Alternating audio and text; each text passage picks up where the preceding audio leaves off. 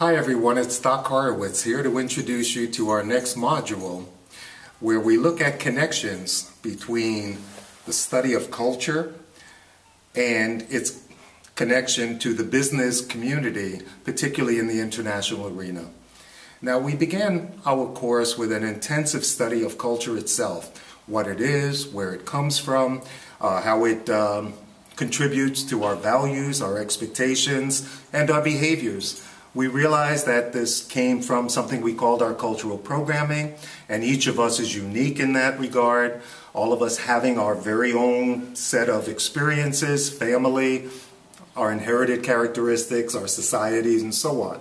We also took a look at what happens when our values differ from others, particularly in the workplace, and how those differences, if they are incompatible enough, can lead to conflict and all of the consequences of that conflict for the organization, including a lack of motivation, lower productivity, lower profit, if you will, for the company itself. We also took a close personal look at how conflict, its origins, its incompatibility through a movie called Crash can create severe destructive behaviors on a personal level in addition to our professional practices.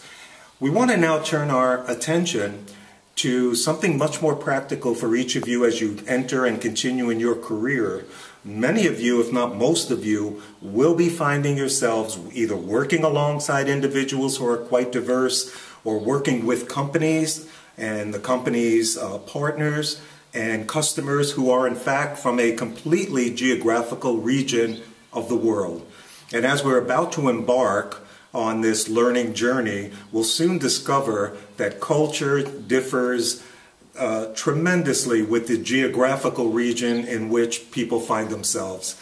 So we have talked about an approach called cultural proficiency, which is our ability to adapt to other cultures by accommodating reasonably the various needs and expectations of individuals we encounter, either in the workplace or in our personal lives.